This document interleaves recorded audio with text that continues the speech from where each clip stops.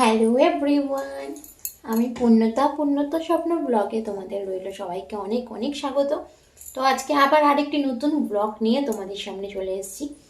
প্রথমেই বলে রাখি, আজকের ব্লগটা কিন্তু অন্য দিনের ব্লগের মতন হবে না, একটু ছোট হবে, কারণ আজকে আমি ব্লগটা অনেকটাই দেরিতে শুরু করলাম। এখন দুপুর প্রায় 1টা বেজে গেছে, আমি এখন রান্না করতে বসেছি, কারণ আমি সমস্ত কাজকর্ম সেরে স্নান করে তারপরে আসলাম রান্না করতে। সেরকম আজকে কোনো কঠিন মেনু হবে না, হালকা একটা রান্না হবে। আর করব আজকে ভেন্ডি দিয়ে আলু দিয়ে ভাজা আর একটা ফুলকপির তরকারি। আজ হচ্ছে বৃহস্পতিবার, তো বৃহস্পতিবারটা হচ্ছে হিসেব মতন মানে আমার শাশুড়ি মা মানেন নিরামিষ রান্না হয়। তো আমি আর আমার বড়মশাই মাঝে মাঝে মানতে পারি না, তাই মাঝে মাঝে আমি ডিমও খেয়ে ফেলি, মাছটা খাই না যদিও, ডিমটা রান্না করে খেয়ে ফেলি। তবে আজকে আমিষের কোনো ব্যাপার নেই, আজকে নিরামিষই রান্না করছি, সবই নিরামিষই হবে জিরে আদা বাটা দিয়ে। মা করেছে লাউ শাক রান্না, সেটাও তোমাদেরকে অবশ্যই পরে শেয়ার করছি। তো চলো এখন রান্নাটা করে নিই। আর সকাল থেকে ব্লগ স্টার্ট করিনি, ভেবেছিলাম আজকে ব্লগই করবো না, কারণ আমার আগের ব্লগগুলো মানে আগের যে ভিডিওগুলো করেছি সেগুলোই আমার এখনো পর্যন্ত ক্লিয়ার হয়নি। তো তাই ভেবেছিলাম যে যতক্ষণ ওই ব্লগগুলোকে আগে তোমাদের কাছে পর্যন্ত পৌঁছতে পারছি ততক্ষণ এখন কোনো ব্লগ আমি করব না। কিন্তু মনটা মানছে না, ভালোও লাগছে না, যে বললাম না এটা একটা আমার কাজের মধ্যে পড়ে, আমার ভালো লাগার বিষয়বস্তুর মধ্যে পড়ে, আমি ভালো লাগছে না, ছটফট করছিল মনটা। তো ভাবলাম যে না ঠিক আছে, ব্লগটা আবার স্টার্টই করি, তো একটু ছোটো করে করি, বেশি বড় করবো না, না হলে না সব গোলমাল পেকে যাচ্ছে। তো চলো রান্নাটা করে নিই, তোমাদের সঙ্গে সেটা শেয়ার করছি।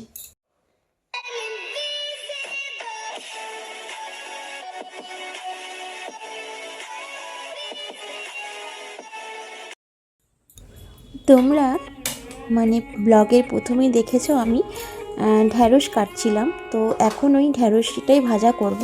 কড়াই বসিয়ে দিয়েছি, আর এখন কড়াইটার মধ্যে একটু তেল দিয়ে দিই। তো আজকে ভাজা করছি ঢ্যাঁড়স আর আলু। তো এই পাড়া থেকে রেখেছিলাম, তো ভাবলাম ঢ্যাঁড়সটা দিয়ে আলু দিয়ে ভেজে নিই। ঢ্যাঁড়স আলু ভাজা খেতে কিন্তু বেশ ভালো লাগে। তো এখন ফার্স্টে আমি আলুগুলো তেলে ছেড়ে নিচ্ছি, কারণ আমি আগে আলুগুলো ভেজে নেব, তারপরে ঢ্যাঁড়সটা ভাজবো। কারণ ঢ্যাঁড়স আর আলু যদি একসাথে ভাজি না, তাহলে কিন্তু মানে ঢ্যাঁড়সটা কি হয়, একদম না সেদ্ধ হয়ে গিয়ে পুরো মানে ভেঙে ভেঙে যায় আর কি, গোটা থাকে না। তাই আমি না ওগুলোকে আলাদা আলাদা করে ভেজে নিয়ে তারপরে একসাথে মিশিয়ে নেব। তো দেখো আলুটা ভেজে উঠিয়ে রেখেছি, আর এখন ঢ্যাঁড়সটা ভেজে নিচ্ছি। তো নুন আর হলুদ ওর মধ্যে অ্যাড করে দিয়ে ভালো করে ভাজা ভাজা হয়ে গেলে তারপর ওর মধ্যে আমি আলুটা যেটা ভেজে রেখেছি সেটা আমি এর মধ্যে মিশিয়ে নেব।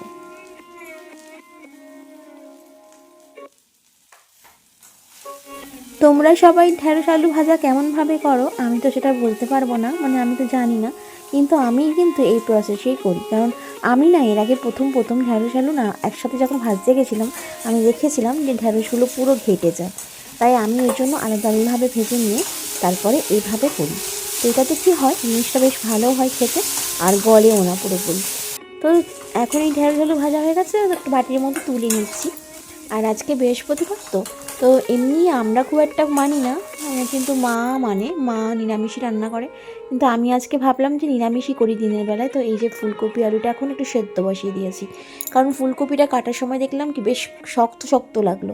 সেজন্য আমি আর রিস্ক নিলাম না, ভাবলাম যে রান্না করতে গিয়ে যদি আবার দেখা যায় সেদ্ধ হচ্ছে না। এছাড়া এখনের সিজনে মানে এখন ফুলকপিটা খেতে ভালো লাগে না, তাও আমি দেখেছি যেহেতু আমি খেতে ভালোবাসি, তাই একটু সেদ্ধ করে নিই তারপরে রান্নাটা করছি। ওখানে ফুলকপি আলু সেদ্ধ বসিয়ে দিয়ে আমি চলে এসেছি এখানে উঠোনে, কারণ আমি তো সকালে সব কেচেছিলাম, সবই শুকিয়ে গেছিলো, ওগুলো তোলা হয়ে গেছিলো, কিন্তু দু একটা জিনিস ছিল সেগুলোই তুলতে আসলাম। আর তার মধ্যে দেখি গাছগুলোতে বেশ মানে রোদটা এত বেশি এসে পড়েছে, তো ওগুলোকে না আমি একটু সরিয়ে সরিয়ে রাখছি। আর একটা জিনিস দেখো, আমার এই ফুল গাছটাতে এত ফুল ফুটেছে, দেখতে কতটা ভালো লাগছে, মানে একসঙ্গে অনেকগুলো করে ফুল ফুটেছে। তো আমি না একটু ছায়ার মধ্যে রেখেছি, কারণ সেই সকাল থেকে রোদের মধ্যে ছিল, তো বেশি রোদের মধ্যেও কিন্তু মানে এতটা কড়া রোদের মধ্যে কিন্তু গাছপালা আর খুব একটা ভালো থাকে না। তো আর এই যে গোলাপ ফুল গাছটাতে কত ছোট ছোট কুড়ি এসেছে, এবার আমার গোলাপ ফুলগুলো আবার ফোটা শুরু করবে। অনেক দিন ধরেই আবার গোলাপ ফুল ফুটছিল না।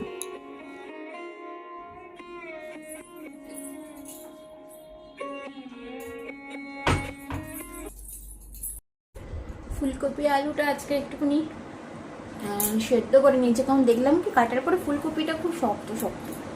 আর ফ্যান চালালাম, গরমে থাকা যাচ্ছে না, ফুলকপিটা একটু ভাপিয়ে নিয়ে তারপরেই রান্নাটা করবো, না হলে না মানে এরকম সময়ে তো এখন তো সিজনটা মানে শীতকালের যে ফুলকপি সেই টেস্ট নয়, কিন্তু এখন ফুলকপিটা খেতে ভালো লাগবে না, কিন্তু আমি খুব খেতে ভালোবাসি বলে বাড়ির সামনে বিক্রি করতে এসেছিলো, তো কালকে একটা রেখেছিলাম।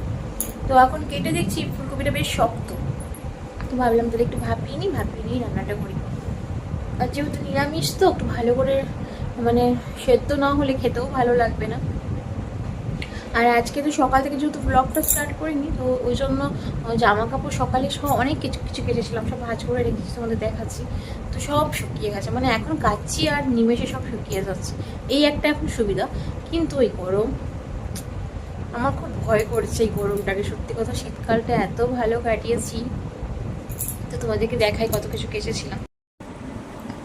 যে এত জামা কাপড় এগুলো সব কাঁচা হয়েছে, এগুলো সব কেচে ভাঁজ করে রেখে দিয়েছি। ফুলকপি আলুটা সেদ্ধ হয়ে যাওয়ার পর ভাবলাম কি কড়াইয়ে তেল দিয়ে ভালো করে এটাকে ভেজে নিই। তো আমি সেদ্ধটা খুব বেশি করিনি না, কারণ ভাজতে গিয়ে না হলে একদম গলে যাবে, সেজন্য অল্পই সেদ্ধ করেছি, করে জলটা ঝরিয়ে নিয়ে এখন তেলের মধ্যে দিয়ে দিলাম। আর যেই না তেলে দিয়েছি কেমনভাবে যে তেল ছিটে ছিটে আসছে না, আসলে ওই যে সেদ্ধ করে নেওয়ার পর জলটা আরেকটু ভালো করে যদি ছেঁকে নিতাম তাহলে ভালো হতো।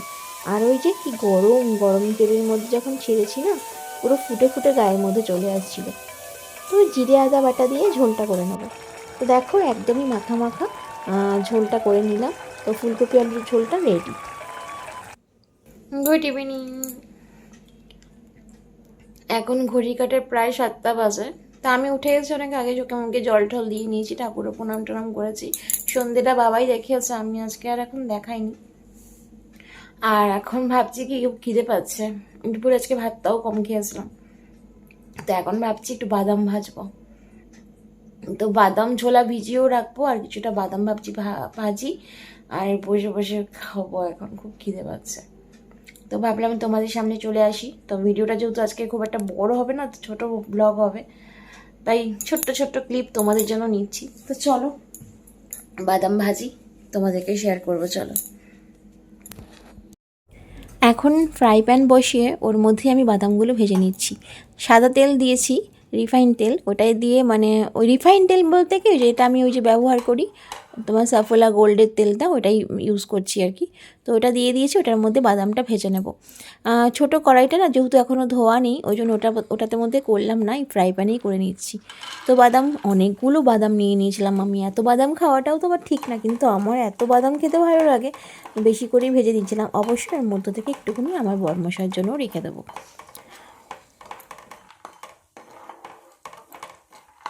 দেখো এখানে বাদাম ভাজা আর মুড়ি নিয়ে নিয়েছি, আর বরমশাইয়ের জন্য কটা বাদাম ভাজা রেখে দিলাম। আমি এখন এই বাদাম ভাজা দিয়ে মুড়ি দিয়ে খাবো। মুড়ি আর বাদাম ভাজা তোমরা তো দেখেছো কতটা করে বাদাম নিয়ে নিয়েছি। এখন মিশিয়ে নিয়ে এসে খাটের উপর বসে খেতে বসে পড়েছি। তো একটু বসে বসে খাচ্ছি আর ফোনটা নিয়েও একটুখানি ঘাটাঘুটি করছি।